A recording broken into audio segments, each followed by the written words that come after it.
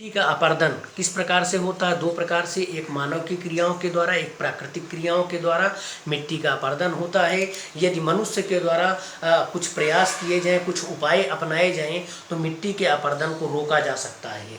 तो मिट्टी के अपरदन को कैसे रोका जा सकता है? मिट्टी के अपरदन को रोकने के क्या क्या उपाय हो सकते हैं? तो सबसे पहले तो हमें क्या करना चाहिए, जो हम वनों का उन्मूलन कर रहे हैं, वनों को समाप्त कर रहे हैं, उन वनों को अत्यधिक हमें वृक्षारोपण करना चाहिए। अत्यधिक वृक्षों को लगाया जाना चाहिए, झाड़ियों को लगाया जाना चाहिए, जिससे जब वर्षा हो तो वर्षा का पानी, जो वर्षा की बौछारें हैं, वर्षा का पानी है, वह तीव्र गति से धरती से न टकराए, इन पेड़ों की पत्तियों में, झाड़ियों में रुक जाए तो मिट्टी का कटाव कम होगा। तो अत्यधिक वृक्षारोपण करके मिट्टी के कटाव को रोका जा सकता है। और दूसरा उपाय क्या हो सकता है? खेतों पर हम अपने खेतों पर हरी खाद वाली फसलें उगाएं। हरी खाद वाली फसलें क्या होती हैं? जैसे मूंग है, मूंग की खेती हो गई, सनई की खेती हो गई, ढांचे की जो खेती होती है। तो जो हरी खाद वाली जो खेती होती है, विशेष रूप से मूंग की जो खेती होती है, आप देखेंगे कि जहाँ पर मूंग की फसल होती है वहाँ मिट्टी का कटाव कम होता है, क्योंकि जो मूंग की फसल होती है वह पूरी जो मिट्टी है उस मिट्टी को ढक लेती है। इस कारण जो है वर्षा का जो जल है या पवन है वह उस मिट्टी को उड़ा नहीं पाती है और वर्षा का जल उस मिट्टी को काट नहीं पाता है।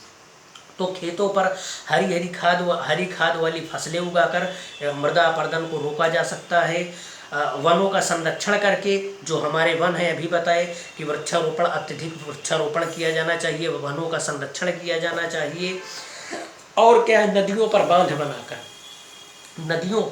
बांध बनाकर भी मिट्टी के संरक्षण को रोका जा सकता है। जब नदियों पर हम बांध बनाते हैं तो जो जल का तीव्र प्रवाह होता है उसे रोक लिया जाता है। जल के तीव्र प्रवाह को रोककर भूमि के अपरदन को रोका जा सकता है। इसी प्रकार खेतों में मेढ़बंदी करके, जैसे अभी बताया गया था, यहाँ छोटे छोटे खेत बनाकर खेतों की मेढ़बंदी कर जो है मिट्टी के अपरदन को रोका जा सकता है।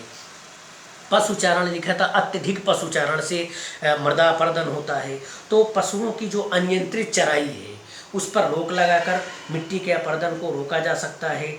जो जुताई है, जुताई के तरीके को बदलकर जुताई के तरीके को बदलकर हम मृदा अपरदन को रोक सकते हैं। जैसे ढाल की विपरीत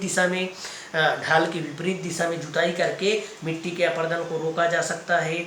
जो जल है, जल निकास की उचित व्यवस्था करके मिट्टी के अपरदन को रोका जा सकता है। जल निकास की उचित व्यवस्था करके कैसे कि खेतों में जो है जल के निकलने के लिए एक व्यवस्था कर दी जाए, नालियाँ बना दी जाए, तो जो पानी है वर्षा का उसी नाली के सहारे निकलेगा, तो संपूर्ण मिट्टी का कटाव नहीं होगा। तो इन सारे तरीकों को अपनाकर हम मिट्टी के अपरदन को रोक सकते हैं। तो प्यारे बच्चों, इस चैप्टर में अब तक हमने क्या क्या पढ़ा है एक बार फिर से देख लेते हैं, फिर हम क्वेश्चन आंसर करेंगे। इस चैप्टर के जो क्वेश्चन है, उनका जो प्रश्न है उनका उत्तर बताने का प्रयास करेंगे। तो इस चैप्टर, जो हमारा पहला चैप्टर है भूगोल का, वह संसाधन एवं विकास है।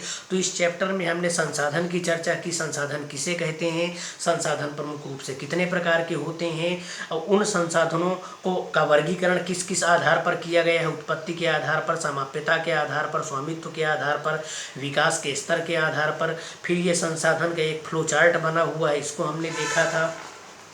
संसाधन के प्रकार की विस्तृत रूप में हम लोगों ने चर्चा की थी, ये सारे संसाधन के प्रकार हैं। फिर सतत पोषणीय विकास क्या होता है, सतत पोषणीय विकास के बारे में, सस्टेनेबल डेवलपमेंट के बारे में चर्चा किए थे। एजेंडा 21 क्या है, इसकी चर्चा किए थे। संसाधनों का किस प्रकार से नियोजन किया जाना चाहिए, नियोजन के क्या तरीके होने चाहिए, इन सब के बारे में हमने चर्चा किया था। फिर एक एक संसाधन के बारे में चर्चा किया था कि भू संसाधन क्या है, भू संसाधन के बारे में पढ़े। भू संसाधन के प्रकार हम पढ़े, मिट्टी के प्रकारों के बारे में चर्चा किए, जिसमें आपकी परती भूमि है, कृषि के लिए योग्य भूमि है, कृषि के लिए अयोग्य भूमि है, बंजर भूमि है, इन सब भूमि के प्रकारों की चर्चा किए थे। फिर भूमि निम्नीकरण और संरक्षण। भूमि निम्नीकरण क्या होता है? भूमि निम्नीकरण को सुरक्षित करने के लिए, भूमि निम्नीकरण को समाप्त करने के लिए कौन कौन से उपाय किए जाने चाहिए, इसकी चर्चा किए। मृदा संसाधन की चर्चा किए। मिट्टी संसाधन, मिट्टी क्या होती है, मिट्टी कितने प्रकार की होती है, भारत में वह मिट्टी कहाँ कहाँ पाई जाती है, उनमें कौन कौन से पोषक तत्व पाए जाते हैं, उन मिट्टियों में कौन कौन सी फसलें उगाई जाती हैं, इत्यादि के बारे में चर्चा किए। फिर लास्ट में हमने अंतिम में चर्चा किया आज मृदा अपरदन और संरक्षण के बारे में कि मृदा अपरदन क्या होता है और मृदा अपरदन जो होता है उस मृदा अपरदन को संरक्षण करने के कौन कौन से उपाय होते हैं, इन सब के बारे में चर्चा किए। अब हम क्वेश्चनों के आंसर देंगे, आप लोग बताएंगे भी प्रश्नों के उत्तर। ये जो क्वेश्चंस दिए हुए हैं, प्रश्न दिए हुए हैं, उनके उत्तर आप लोग बताएंगे। जो चैप्टर हम पढ़े हैं उसी चैप्टर से रिलेटेड, उसी चैप्टर से संबंधित ये समस्त प्रश्न हैं। पहला प्रश्न है आपका, लौह अयस्क किस प्रकार का संसाधन है? इसका उत्तर आप बताएंगे अभी। लौह अयस्क किस प्रकार का संसाधन है? नवीकरण योग्य संसाधन, जैव संसाधन, प्रवाह संसाधन, अनवीकरण योग्य संसाधन। तो कौन सा संसाधन है आपको बताना है।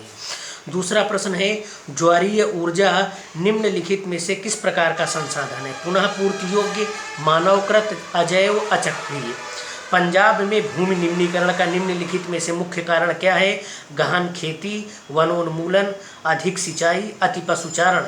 तीसरा प्रश्न है, निम्नलिखित में से किस प्रांत में सीढ़ीदार खेती की जाती है? पंजाब में, हरियाणा में, उत्तर प्रदेश के मैदान में, उत्तराखंड में। कहाँ सीढ़ीदार कृषि की जाती है? सीढ़ीदार कृषि वहीं की जाएगी जहाँ पर्वत पठार अत्यधिक होंगे। अब आप समझिए पर्वत पठार किस राज्य में ज़्यादा हैं। फिर पांचवा प्रश्न है, इनमें से किस राज्य में काली मृदा मुख्य रूप से पाई जाती है? इनमें से किस राज्य में काली मृदा मुख्य रूप से पाई जाती है? जम्मू कश्मीर, महाराष्ट्र, राजस्थान, झारखंड। किस राज्य में काली मृदा पाई जाती है, ये आपको बताना है। दूसरा प्रश्न है आपका, इन प्रश्नों के उत्तर आपको 30 शब्दों में देना है। पहला प्रश्न है आपका, 3 राज्यों के नाम बताएं जहां काली मिट्टी पाई जाती है। 3 राज्यों के नाम बताना है आपको जहां काली मिट्टी पाई जाती है। इस पर मुख्य रूप से कौन सी फसल उगाई जाती है, ये भी आपको बताना है कि काली मिट्टी में प्रमुख रूप से कौन सी फसल उगाई जाती है। काली मिट्टी भारत के किन 3 प्रमुख राज्यों में पाई जाती है। दूसरा प्रश्न है, पूर्वी तट के नदी डेल्टाओं पर किस प्रकार की मृदा पाई जाती है? आपको पूर्वी नदी के डेल्टा, पूर्वी तट के नदी डेल्टाओं, पूर्वी तट के भारत को जो है 4 दिशाओं में बांटा गया, पूरब, पश्चिम, उत्तर, दक्षिण। भारत के मानचित्र को देखेंगे तो जो पूरब का मानचित्र है, जो गंगा नदी है आपकी, सिंधु नदी है, ब्रह्मपुत्र नदी है, कहाँ गिरती हैं? सब बंगाल की खाड़ी में गिरती हैं। बंगाल की खाड़ी भारत के किस दिशा में है? पूरब की दिशा में है। तो जो गंगा नदी का डेल्टा है, ब्रह्मपुत्र का डेल्टा है, ये जो डेल्टा है, इन डेल्टाओं के पास किस प्रकार की मृदा पाई जाती है? आपको बताए थे जहाँ बाढ़ आती है, जहाँ नदियों का जल होता है, जो सिंधु नदी तंत्र है, गंगा नदी तंत्र है, ब्रह्मपुत्र नदी तंत्र है, उस नदी तंत्र के आसपास किस प्रकार की मिट्टी पाई जाती है वो आपको बताना है। पूर्वी तट के नदी डेल्टाओं पर किस प्रकार की मृदा पाई जाती है? इस प्रकार की मृदा की 3 मुख्य विशेषताएं क्या हैं? जो मृदा है उस मिट्टी का नाम बताना है और उस मिट्टी की 3 प्रमुख विशेषताएं, 3 प्रमुख गुण क्या हैं, ये बताना है। तीसरा प्रश्न है, पहाड़ी क्षेत्रों में मृदा अपरदन की रोकथाम के लिए क्या कदम उठाने चाहिए? पहाड़ी क्षेत्रों में जो मिट्टी का अपरदन होता है अत्यधिक, उस मिट्टी के अपरदन को रोकने के लिए क्या क्या उपाय किए जाने चाहिए? चौथा प्रश्न है, जैव और अजैव संसाधन क्या होते हैं, कुछ उदाहरण दें। आपको बताए थे जैव संसाधन और अजैव संसाधन क्या होता है, इसके प्रमुख उदाहरण कौन कौन से हैं उसको बताना है। निम्नलिखित प्रश्नों के उत्तर लगभग 120 शब्दों में दीजिए। 2 प्रश्न हैं, इनके उत्तर आपको 120 शब्दों में देना है। पहला प्रश्न है, भारत में भूमि उपयोग प्रारूप का वर्णन करें। पीछे बताए हैं, वर्ष 1960-61 से वन के अंतर्गत क्षेत्र में महत्वपूर्ण वृद्धि नहीं हुई है, इसका क्या कारण है? दूसरा प्रश्न है, प्रौद्योगिक और आर्थिक विकास के कारण संसाधनों का अधिक उपभोग कैसे हुआ है? तो ये आपके प्रश्न हैं, इन प्रश्नों के आपको उत्तर देना है। जिसको पता है वो ऑडियो बनाकर, इसका एक ऑडियो बनाकर जितने प्रश्न पूछे गए हैं इन प्रश्नों का एक ऑडियो बनाइए, ऑडियो बना के सेंड करिए अगर इनका उत्तर आपको पता है।